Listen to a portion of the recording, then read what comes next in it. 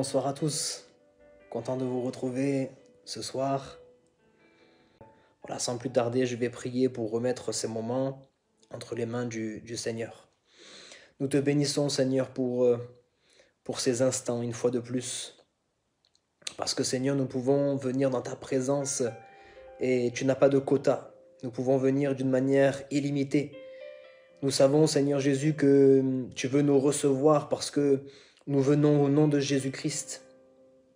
Et Seigneur, dans cette journée bien particulière où nous célébrons la Pâque, ce n'est pas juste une fête, ce n'est pas juste un jour, mais c'est vraiment un moment où nous célébrons la résurrection de notre Sauveur, la résurrection du grand vainqueur, Jésus-Christ. Jésus-Christ qui a vaincu la mort, Jésus-Christ qui a vaincu le péché, Jésus-Christ qui a vaincu les dominations, les autorités. Et nous voulons célébrer son saint nom. Et ce soir, c'est vrai, comme je l'ai dit, nous voulons, au travers de la parole de Dieu, nous approcher encore de toi. Nous voulons te connaître davantage. Nous voulons que des hommes et des femmes qui, peut-être jusqu'à maintenant, ne te connaissaient pas ou bien ne comprenaient pas, puissent ce soir, au travers de ta parole, avoir la sainte révélation, qu'ils puissent te rencontrer là dans leur cœur, là dans leur maison, qu'ils puissent faire une expérience avec toi. Nous croyons que tu as déjà touché le cœur, Seigneur, de quelques-unes personnes qui se connectent chaque soir avec nous et nous croyons que ce soir, tu vas le faire encore. Nous te bénissons parce que nous savons que tes regards sont posés sur chacun de nous, sur nos familles respectives et nous allons ce soir encore passer un bon moment dans ta présence. À toi soit toute la gloire, la louange et l'honneur. Amen. Amen. Voilà donc bonsoir à ceux qui nous ont rejoints entre-temps. Que Dieu vous bénisse abondamment. Et comme je l'ai dit, ce soir, nous allons essayer d'expliquer brièvement ce qu'est la Pâque. Mon objectif, l'objectif que je voudrais atteindre ce soir, et j'espère l'atteindre avec l'aide de Dieu, ce n'est pas de remplir votre tête encore une fois de connaissances et de vous donner un cours d'histoire sur ce qu'est la Pâque, mais que vous puissiez, au travers des Écritures, comprendre le plan du salut pour l'humanité. Beaucoup sont restés, je sais, dans des incompréhensions face aux traditions de l'Ancien Testament, aux fêtes de l'Ancien Testament. D'autres peut-être même ce soir sont connectés et pratiquent ces fêtes-là, sont dans ces fêtes-là, mais peut-être d'une manière religieuse, peut-être même certains par superstition. Et je voudrais vraiment éclairer ce sujet, avec l'aide de Dieu en tout cas, vous permettre de comprendre ce que Dieu a voulu faire tout au long de l'humanité, comment Dieu a préparé le plan du salut. Alors la Pâque, vous la trouvez à l'origine dans l'Ancien Testament. Et pour gagner un peu de temps, pour pas être trop long ce soir, je voudrais avoir une vidéo pas trop longue. Pour gagner un peu de temps, je vais simplement vous donner la référence. Donc vous lirez dans le livre de l'Exode, dans l'Ancien Testament, chapitre 12, et du verset 21 au verset 27. Là, vous avez donc la célébration de la Pâque, l'origine de la Pâque. Et je vous fais un bref résumé assez rapidement pour vous expliquer un peu le contexte. Le peuple de Dieu, donc le peuple hébreu, se retrouve esclave en Égypte depuis plusieurs générations. Ils sont donc écrasés sous la main de Pharaon, ils sont sous la servitude de Pharaon. Et les Hébreux souffrent tellement et gémissent tellement que Dieu va dire dans le livre de l'Exode, toujours au chapitre 3 et versets 7 et 8, Dieu va dire « J'ai vu la souffrance de mon peuple qui est en Égypte, et j'ai entendu les cris que lui font pousser ses oppresseurs. Car je connais ses douleurs. Je suis descendu pour le délivrer de la main des Égyptiens et pour le faire monter de ce pays dans un bon et vaste pays, dans un pays où coule le lait et le miel. » Donc le peuple hébreu, le peuple de Dieu se retrouve dans une situation vraiment difficile. Ils sont donc tenus en esclavage, ils sont sous la servitude de Pharaon. Et Dieu va envoyer un libérateur en la personne de Moïse. On verra dans un instant que Moïse est une préfiguration de la personne de Jésus. Je vais l'expliquer dans un instant, c'est-à-dire qu'il va venir déjà être l'image de ce que Jésus va faire. Dieu va frapper donc l'Égypte au travers de 10 plaies que la plupart d'entre nous connaissons, même si nous ne sommes pas forcément croyants, pratiquants, comme je le disais dernièrement, mais en tout cas on connaît plus ou moins cette histoire des 10 plaies d'Égypte. Les 9 premières plaies étaient des avertissements. Et ils servaient à montrer la grandeur de Dieu, la puissance de Dieu. Et si pour les 9 premières plaies, en tout cas pas pour les 9 premières plaies, mais pour les premières plaies, les toutes premières, les magiciens de Pharaon étaient capables de reproduire les mêmes choses, de reproduire les mêmes plaies, les mêmes miracles, ils vont vite se retrouver dépassés par la puissance de Dieu. Dans les premières plaies, dans les premiers signes, on n'a pas pris Dieu au sérieux. Les Égyptiens, Pharaon n'ont pas pris Dieu au sérieux, ils ont dit ça c'est rien, c'est pas trop grave, on est capable de reproduire les mêmes choses et je crois que c'est ce que nous sommes en train de vivre encore en ce moment. On va en parler dans un instant. Au travers de tous ces avertissements de Dieu, au travers de tous ces signes, l'homme orgueilleux ne prend pas ces avertissements au sérieux. Malheureusement, quand on regarde les informations, on voit certains pays, sans les nommer, qui ont voulu un petit peu faire différemment des autres, se dire qu'on n'est pas obligé de faire un confinement total, on peut laisser les gens être libres, etc. Et dans ces endroits-là où on n'a pas voulu prendre les avertissements au sérieux, c'est dans ces endroits-là que le taux de mortalité est le plus important. Donc, dans les premiers temps, les Égyptiens n'ont pas pris au sérieux les avertissements de Dieu. Et Dieu voulait, au travers de ces avertissements, au travers de ces plaies, Dieu avait un plan. Il voulait d'une part créer la foi et l'espérance dans le cœur de son peuple, pour que son peuple puisse relever la tête, que son peuple puisse être encouragé. Et d'autre part, créer la crainte dans le cœur des Égyptiens. Quand on parle de crainte, de Dieu, c'est pas la crainte comme on l'entend nous-mêmes. C'est pas une crainte de tremblement, avoir peur de Dieu. Malheureusement, dans beaucoup de religions, on s'approche d'un Dieu dont on a peur, un Dieu que l'on craint. Mais lorsqu'on parle de crainte de Dieu, il est question de sainte crainte. Il est question du respect de Dieu, en fait. Et donc, c'est ce que Dieu voulait créer. Dieu voulait créer le respect pour son nom, la sainte crainte pour son nom. Donc, les 9 premiers signes étaient des avertissements et le 10e signe était un jugement. Les 9 premiers signes étaient des avertissements, le 10e signe était un jugement puisque la mort va frapper les Égyptiens, la mort va frapper l'Égypte et c'est à ce moment-là que Dieu va instituer la Pâque. Les Hébreux, donc, ceux qui croyaient en Dieu, le peuple de Dieu, devaient immoler un agneau et devaient placer, donc ça c'est bien sûr le symbole du sacrifice, on va le voir ensuite au travers de la loi, le sacrifice d'un animal sans défaut pour le pardon des péchés, et placer le sang sur les linteaux des portes, de telle sorte que lorsque la mort passerait, elle ne frapperait pas toutes les maisons où il y a le sang de l'agneau placé sur le linteau des portes.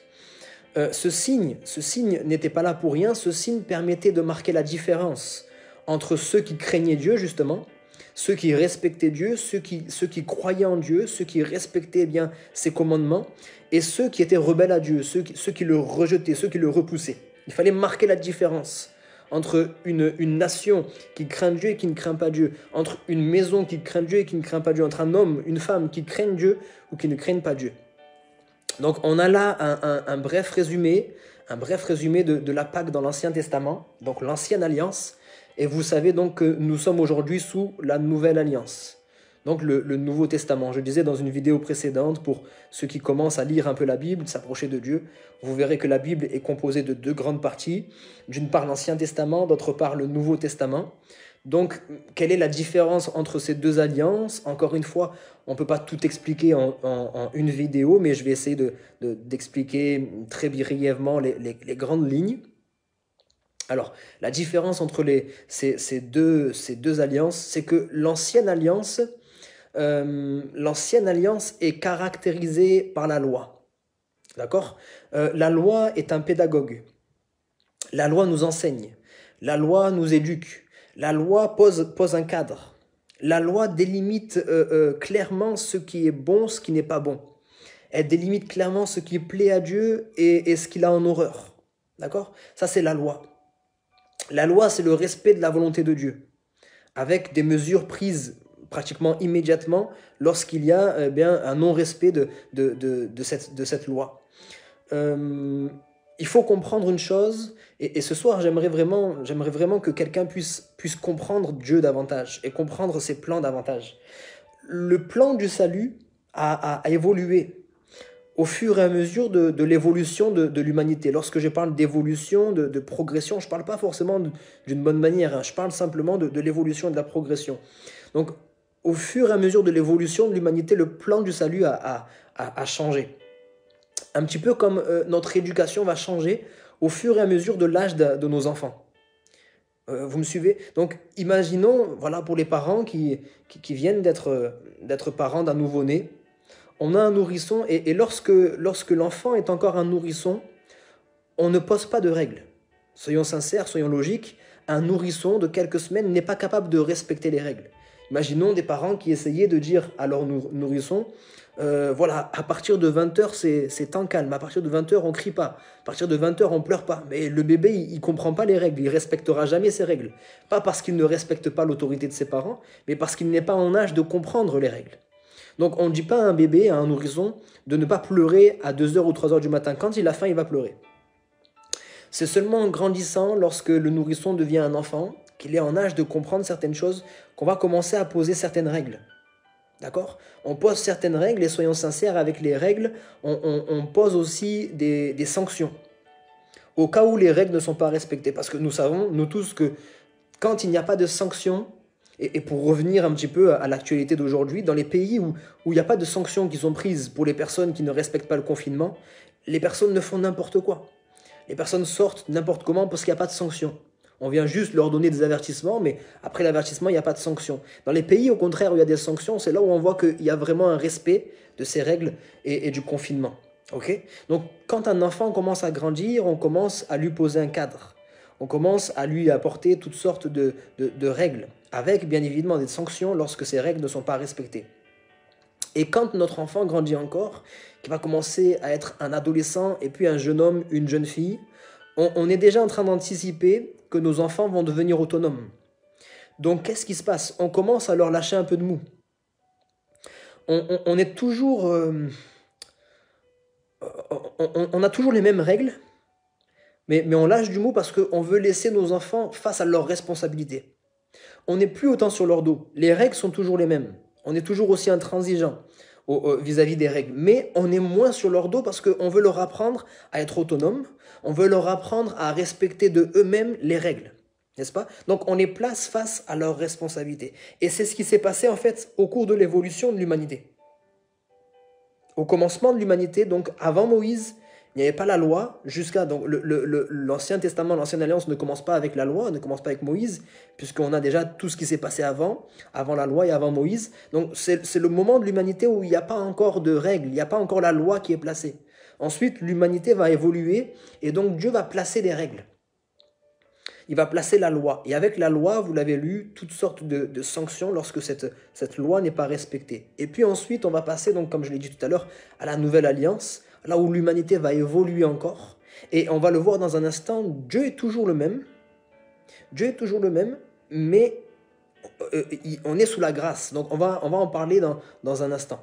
Nous qui sommes donc dans la nouvelle alliance, on a certaines fois du mal à comprendre les mesures qui sont prises sous la loi. On a l'impression que c'est sévère. Lorsque vous lisez l'Ancien Testament, la loi, les sanctions, etc., on a l'impression que c'est sévère. On a du mal à comprendre Dieu. Souvenons-nous, en fait, pour comprendre le choix de Dieu, après s'être placé dans la position des parents, donc pour comprendre pourquoi on a mis un cadre à nos enfants, certaines sanctions, etc., etc., maintenant il faut qu'on se place dans la position d'un enfant. Quand on est enfant, on ne comprend pas toujours les mesures qui sont prises par nos parents. D'ailleurs, même surtout au niveau de l'adolescence, on a l'impression qu'ils sont trop sévères, qu'ils sont injustes. On a l'impression qu'ils sont méchants. On a l'impression vraiment que leurs règles sont trop sévères, hein, sont trop strictes. Et c'est seulement en grandissant, c'est seulement en prenant du recul, c'est seulement en ayant une certaine maturité qu'on va comprendre les décisions de nos parents. N'est-ce pas? On va commencer à comprendre, quand on prend du recul, souvent même lorsqu'on commence nous-mêmes à être parents. Lorsqu'on commence à être parent, on commence à comprendre les règles et peut-être la sévérité de ce que nos parents ont fait. Et souvent, qu'est-ce qui va se passer avec la maturité, avec l'âge? On va finir même par remercier nos parents de ce qu'ils ont fait. Les choses qu'on leur reprochait avant, on va même leur remercier maintenant de l'avoir fait. Lorsque on était enfant, lorsqu'on était adolescent, on n'avait pas l'intelligence, la sagesse pour savoir ce qui est bon et ce qui est mauvais. Pourtant, à l'époque, on était persuadé que ce qu'on voulait faire était bon.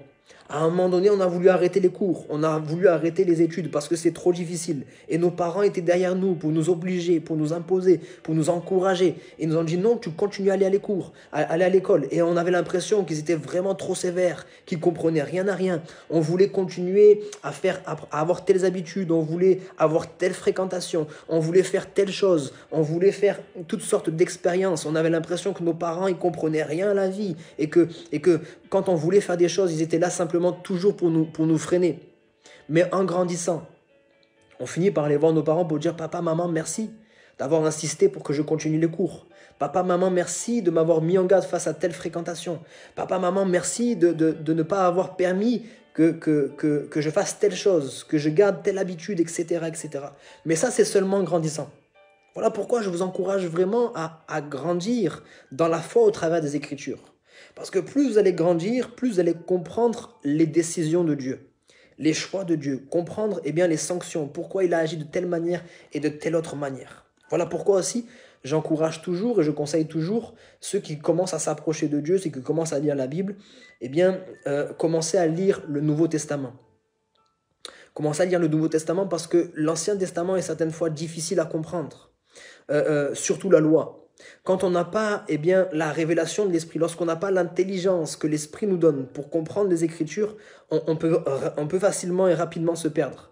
Voilà pourquoi j'encourage ceux qui commencent à lire la Bible, à lire le Nouveau Testament, les Évangiles, Matthieu, Marc, Luc et Jean. Je vais commencer à comprendre, à découvrir qui est Jésus, ce qu'il a fait pour moi, ce qu'il a accompli pour moi, le plan du salut aujourd'hui, dans quelle dispensation, ce qu'on appelle une dispensation, dans quelle dispensation je me trouve, la dispensation de la grâce. Et une fois que j'ai compris ça, une fois que le Saint-Esprit a commencé à me révéler certaines choses, je peux maintenant lire l'Ancien Testament pour mieux le comprendre.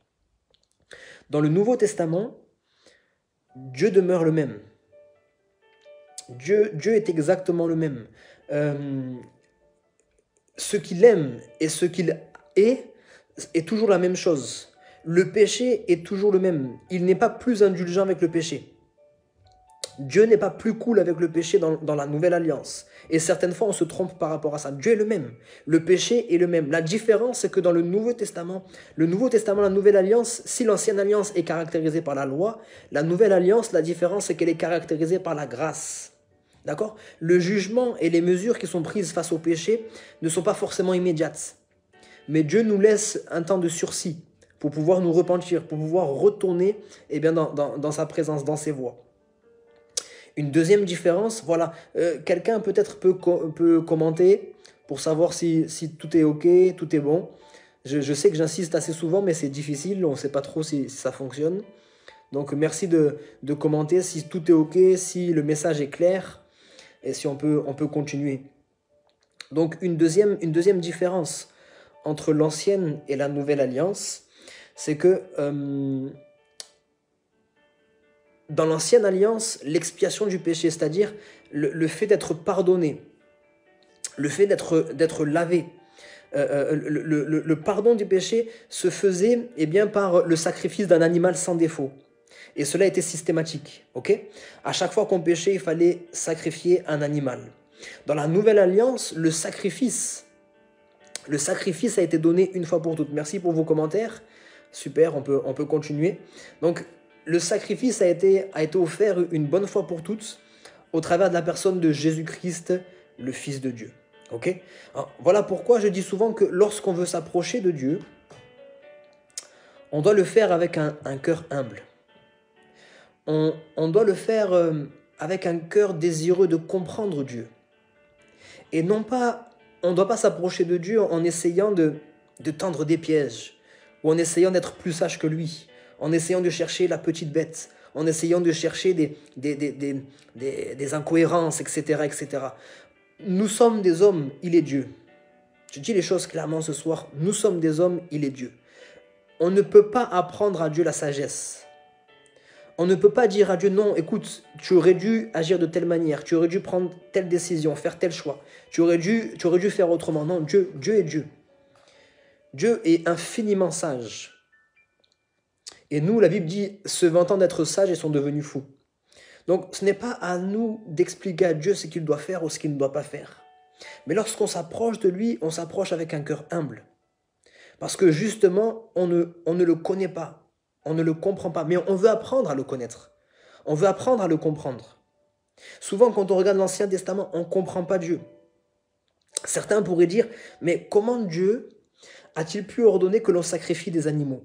Dieu n'a pas de cœur, Dieu n'a pas d'amour. Vous parlez d'un Dieu d'amour, mais c'est lui qui a demandé à ce que l'on sacrifie des animaux lorsqu'il y a le péché. Mais comprenez une chose, et voilà pourquoi je vous demande de vous approcher avec un cœur humble. Et pour comprendre le plan du salut. C'est pour ça que j'ai dit que l'Ancien Testament, la loi est un pédagogue. Elle est juste l'image des choses à venir. Ce même Dieu que vous considérez peut-être comme méchant et sans cœur, qui demandait le sacrifice d'un animal, c'est le même Dieu qui a sacrifié, qui a offert son Fils Jésus-Christ, son Fils unique. C'est le même Dieu qui demandait, sous la loi, de sacrifier un animal innocent pour le pardon des péchés. C'est le même Dieu qui, par amour justement, et parce qu'il est un Dieu rempli de compassion et de miséricorde, c'est le même Dieu qui a offert son Fils Jésus-Christ à la croix, son Fils innocent pour le salut de toute l'humanité. Quelqu'un pourrait me dire, comment Dieu a-t-il pu permettre que les premiers-nés d'Égypte meurent et que d'autres aient la vie? Comment Dieu a-t-il pu permettre que les premiers-nés d'Égypte meurent tandis que les autres aient la vie? C'est le même Dieu que peut-être vous pouvez trouver injuste au travers de cela. C'est le même Dieu qui a permis que son premier-né à lui, meure afin que d'autres vivent. La Bible dit dans Jean 3,16, car Dieu a tant aimé le monde qu'il a donné, il a offert, il a sacrifié son Fils unique, Jésus-Christ, afin que quiconque croit en lui, donc c'est les autres qui vont vivre, que quiconque croit en lui ne périsse pas comme son Fils a péri, mais qu'ils vivent, qu'ils aient la vie éternelle. Celui qui a demandé, celui qui a permis que les premiers-nés d'Égypte meurent tandis que les autres vivraient, c'est celui aussi qui a permis que son premier-né meure tandis que les autres vivraient aussi. Pourquoi premier-né? Vous direz, mais peut-être que Dieu a eu d'autres enfants, Dieu a eu d'autres personnes. Oui, parce que la Bible nous dit dans Colossiens chapitre 1 et verset 15 que Jésus-Christ est le premier-né de toute la création. Il est dit dans Jean chapitre 1 verset 12, celui qu'il a reçu, à celui qu'il a reçu, il a donné le pouvoir de devenir enfant de Dieu. Alléluia. Et s'il est le premier-né de toute la création, nous sommes devenus en Jésus-Christ des enfants aussi, des enfants adoptifs du Père éternel. Alléluia, du Père céleste. Amen. Et voilà pourquoi vous commencez déjà à comprendre que l'Ancien Testament, la loi, n'était que l'image des choses à venir. Lorsque Dieu permettait la mort de certains, il savait qu'un jour, il offrirait son propre Fils. Peut-être certains pourraient se dire encore, mais comment Dieu a-t-il pu demander à Abraham, après avoir attendu tant d'années pour avoir son fils, comment a-t-il pu lui demander d'offrir son Fils unique? Non pas seulement qu'il meure, mais qu'il l'offre lui-même, qu'il fasse mourir lui-même son propre Fils. Ça paraît tellement terrible, ça paraît tellement méchant. Mais là où Dieu a dit à Abraham, une fois qu'il avait levé le poignard, il avait levé le couteau, il a dit à Abraham, arrête-toi parce que je sais maintenant que tu es capable de le faire.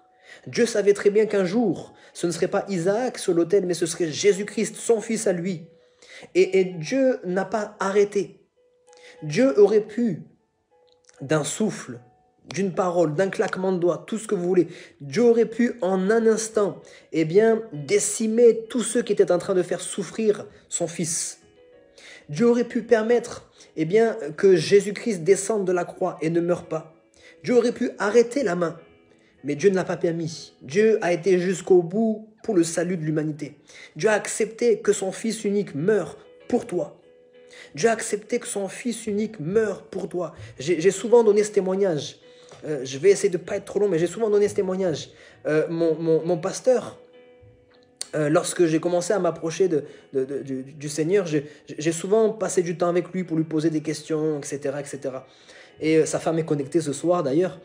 Et un jour, je me retrouve dans la voiture et je suis avec mon pasteur, c'est les premiers temps, et je vous assure, peut-être que quelqu'un se sent un petit peu nul, sans aucune culture, sans aucune connaissance, vous connaissez rien à la Bible.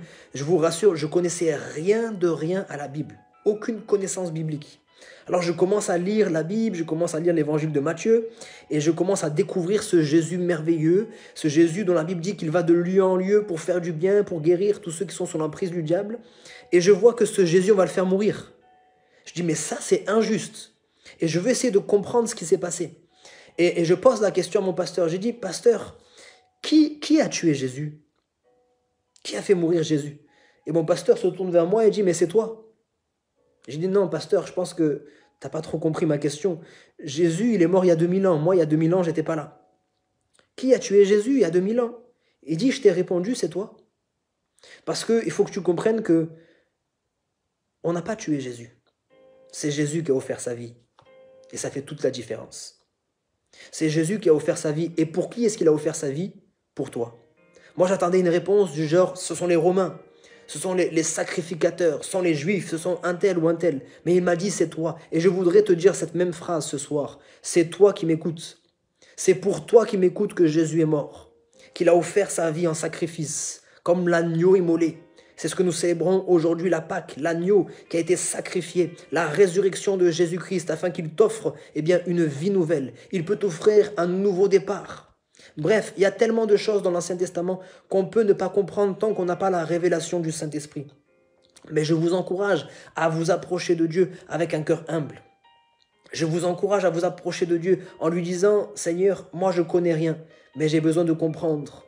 Que ton esprit puisse m'ouvrir l'intelligence afin que je comprenne les Écritures. Je ne veux pas te juger en lisant la parole, mais je veux te comprendre. Je ne veux pas te juger en lisant la Bible, mais je veux te comprendre. Donc dans le Nouveau Testament, plus d'agneaux immolés, plus de sacrifices d'animaux, puisque, pour reprendre les paroles de Jean-Baptiste, lorsqu'il est question de Jésus, lorsque Jean-Baptiste a vu Jésus s'approcher, il a dit, voici l'agneau de Dieu qui ôte le péché du monde, le péché de toute l'humanité. Il y avait autrefois un agneau pour chaque famille, un agneau pour chaque personne qui péchait. Mais Jean-Baptiste a dit, voici l'agneau qui vient de Dieu. Ce n'est pas vous qui allez pourvoir à l'agneau, mais c'est Dieu qui a pourvu lui-même. L'agneau de Dieu qui ôte le péché de toute l'humanité, à lui soit toute la gloire. Donc ça, c'est dans l'Ancien Testament. Dans le Nouveau Testament, la Pâque, vous la trouvez dans différents textes, mais dans l'évangile de Matthieu, au chapitre 26, du verset 17 au verset 29, vous lirez à la maison, ça vous encourage à lire à la maison. Matthieu, chapitre 26, verset 17 au verset 29. Donc aujourd'hui, comprenez bien ça. C'est que ce n'est plus seulement le peuple hébreu qui est tenu en esclavage par l'Égypte et par Pharaon, mais c'est le monde entier, c'est l'humanité tout entière qui est tenue en esclavage par le péché, qui est sous la servitude de l'ennemi de nos âmes. C'est le monde entier qui est vraiment lié au péché, qui est esclave du péché. Tout ce que vous pouvez reprocher à Dieu, les guerres, les souffrances, les famines, très souvent même la maladie, la méchanceté, le chaos dans le monde, tout ça vient du péché. Tout ça vient du péché. Dieu n'est nullement responsable de tout cela. Dieu n'est nullement responsable de tout cela, mais au contraire, il a entendu le cri de ceux qui souffraient. Il a entendu le cri des malheureux. Il a entendu le cri des pauvres. Et il a vu le péché s'accroître dans le monde. Et il est descendu pour l'en libérer. Si Dieu a envoyé un libérateur dans l'Ancien Testament en la personne de Moïse, Dieu a envoyé aussi un libérateur dans le Nouveau Testament en la personne de Jésus-Christ. Seulement, il n'allait plus libérer seulement le peuple hébreu, mais il allait libérer le monde entier. En tout cas, quiconque voudrait croire en lui, il allait libérer l'humanité de l'emprise du péché. Alléluia. Le péché, la mort a perdu son pouvoir lorsque Jésus-Christ a été crucifié et que le 3e jour, il est ressuscité. Alléluia. À lui soit louange, honneur et gloire. Amen. Il a envoyé un libérateur. Je vous disais tout à l'heure qu'il y avait des similitudes entre Moïse et Josué. Juste pour ouvrir une parenthèse très rapidement, vous verrez que lorsque Moïse va arriver, le diable va essayer de faire mourir Moïse, déjà dès son enfance, par la main de Pharaon. Et lorsque Jésus, lui aussi, va arriver, le diable va essayer de le faire mourir aussi par la main de Hérode. De la même manière aussi, les deux vont refuser le trône. Moïse a été éduqué, a été élevé dans le palais de Pharaon. Il aurait pu avoir une place, en tout cas près du trône d'Égypte. Il aurait pu avoir une place élevée dans le trône d'Égypte, mais il a refusé ce trône pour être un simple homme. Mais Jésus-Christ, bien plus encore, a abandonné, a quitté le trône de gloire, le trône du ciel pour venir ici-bas, dans un petit pays, dans une petite famille. Il est venu là dans une étable. Il a été comme un simple homme. Il a quitté le trône de gloire pour être un simple homme et pour nous montrer le chemin. Il dira, je suis le chemin, la vérité et la vie. Nul ne vient au Père que par moi. Alléluia. Alléluia.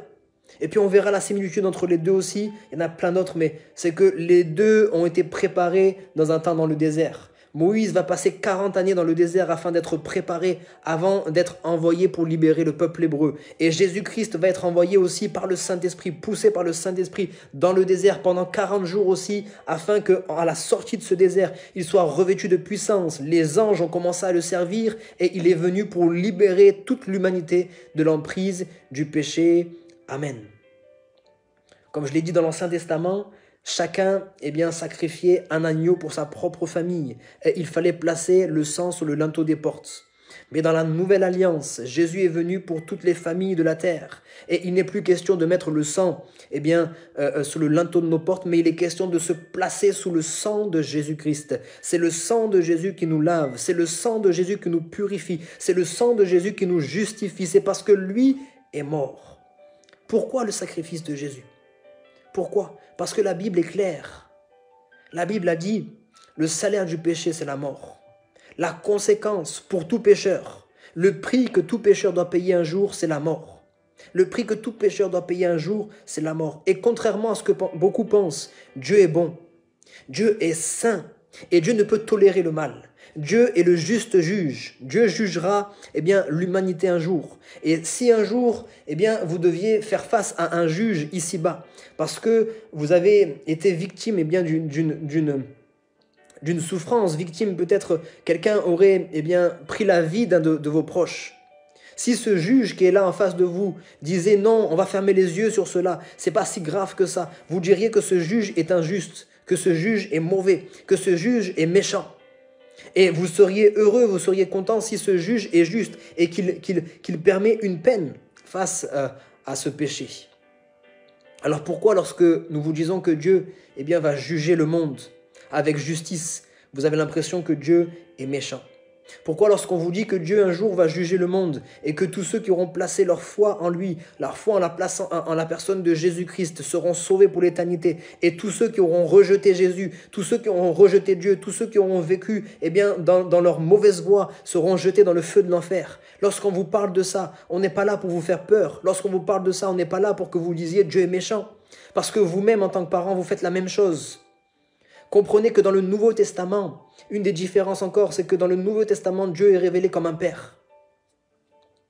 Dieu est révélé comme un père. Et il faut vraiment que vous vous mettiez à la place de parents pour essayer de comprendre Dieu. Encore que nous, en tant que parents, nous sommes tellement en dessous de ce que Dieu est. Mais lorsque vous êtes parents et lorsque vos enfants s'éloignent des bonnes voies, lorsque vos enfants font de mauvais choix, lorsque vos enfants font des erreurs, vous prenez des mesures, vous mettez des sanctions. Pourquoi? Pas parce que vous ne les aimez pas, mais justement parce que vous les aimez. Vous mettez des sanctions parce que vous savez qu'il vaut mieux pour vous mettre des sanctions maintenant pour éviter certains dangers à vos enfants. Il vaut mieux, pour prendre un exemple très pratique, votre enfant commence par voler des bonbons. Ça vous paraît pas grand-chose, mais s'il n'y a pas une sanction maintenant, il volera ensuite un vélo, et puis il volera une voiture, peut-être qu'un jour il braquera des banques. Et si c'est pas vous qui mettez une sanction maintenant pour essayer de mettre un cadre à votre enfant, plus tard c'est l'État qui mettra une sanction en mettant vos enfants en prison. Voilà pourquoi Dieu permet aujourd'hui certains avertissements, certaines sanctions pour vous éviter l'enfer. Pour vous éviter l'enfer, parce que Dieu vous aime, et je ne cesse de le répéter dans chacune de mes vidéos, parce que Dieu vous aime. Dieu a tant aimé le monde qu'il vous a donné son Fils unique. Voici l'amour, c'est que Dieu, le Créateur du monde, comme je l'ai dit, manifesté dans le Nouveau Testament comme un Père, ne veut pas que nous soyons punis immédiatement. Voilà pourquoi nous sommes sous la grâce. Il nous laisse, comme je l'ai dit tout à l'heure, un temps de sursis. Et tous ceux qui, malgré qu'ils aient commis le péché, ont placé leur foi en Jésus-Christ et ont commencé à mettre en pratique la parole de Dieu. Ceux qui se sont identifiés en Jésus-Christ dans le baptême, ceux qui se sont identifiés en Jésus-Christ seront sauvés, seront justifiés. Dieu n'a pas voulu condamner, Dieu n'a pas voulu frapper, Dieu n'a pas voulu punir l'humanité, mais il a décidé de punir son propre Fils pour nous. La Bible nous dit que le châtiment qui nous donne la paix est tombé sur lui, est tombé sur Jésus-Christ. Le châtiment qui nous donne la paix avec Dieu, le châtiment qui nous donne la vie éternelle est tombé sur Jésus-Christ. Au jour du jugement, tous ceux qui seront placés sous le sang de Jésus, non plus sous le sang qui est sous les linteaux des portes, mais tous ceux qui se seront placés sous le sang de Jésus, tous ceux qui auront été lavés par le sang de Jésus, eh bien seront sauvés. C'est la bonne nouvelle de l'évangile. Cette bonne nouvelle qui, peut-être pour certains ce soir, est une folie. Une folie pour tous les rebelles, une folie pour tous les orgueilleux, une folie pour tous ceux qui résistent à Dieu. Tous ceux qui pensent que ça c'est pour les faibles, comme j'ai dit dans une vidéo dernièrement. Tout ça c'est pour les faibles d'esprit. Tout ça c'est pour les petits et les écrasés de ce monde. C'est une folie pour eux. Mais pour quiconque croit ce soir, c'est la puissance de Dieu.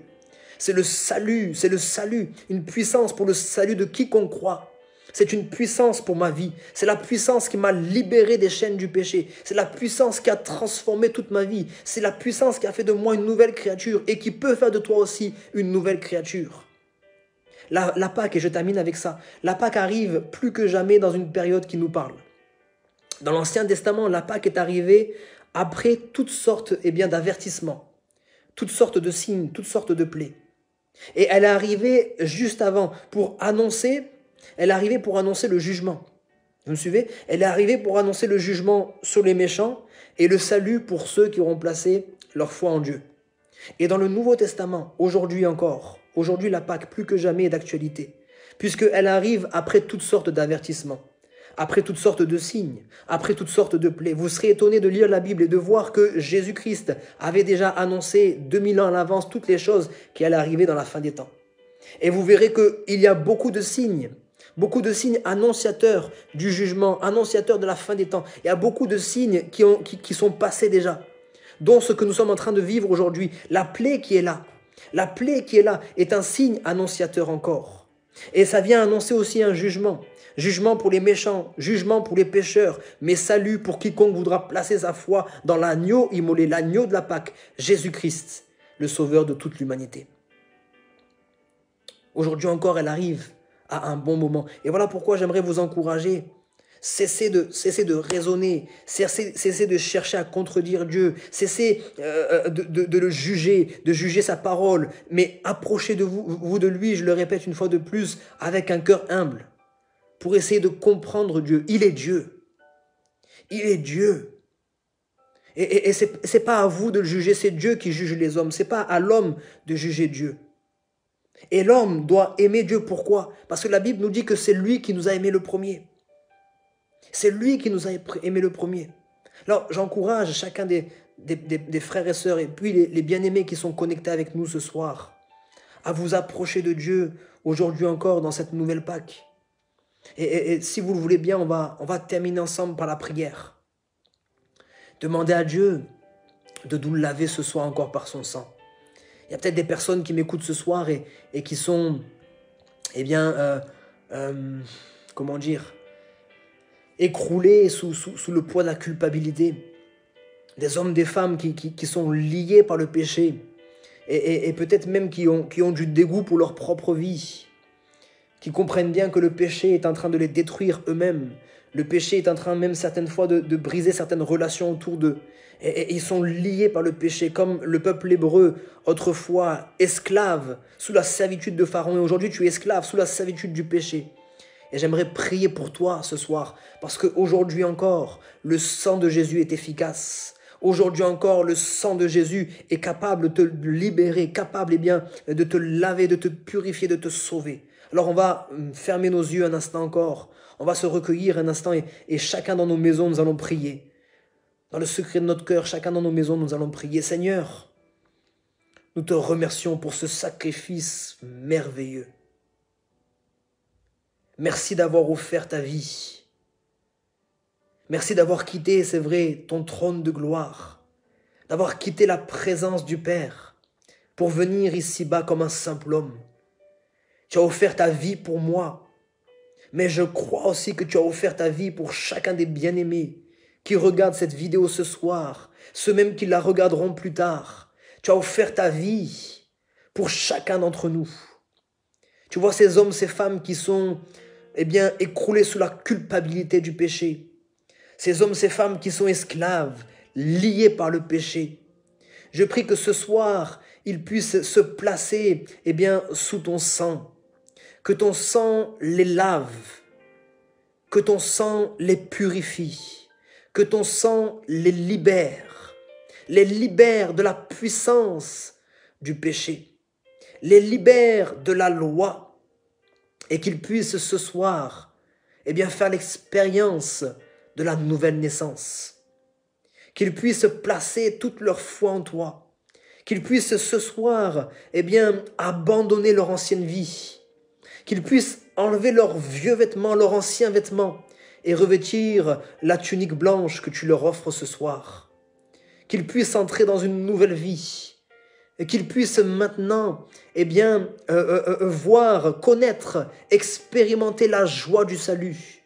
Que leur nom soit inscrit dans le livre de vie. Aujourd'hui encore, jour de Pâques, tu permets, Seigneur Jésus, qu'il y ait le salut des âmes. Tu permets que ton sang libère ce soir. Alors nous te bénissons et nous te rendons toute la gloire pour tout ce que tu as fait. Que le Seigneur vous bénisse abondamment. Je vous rappelle une fois de plus que Dieu vous aime. Saisissez, acceptez simplement cet amour. N'essayez pas de le comprendre, mais acceptez-le simplement.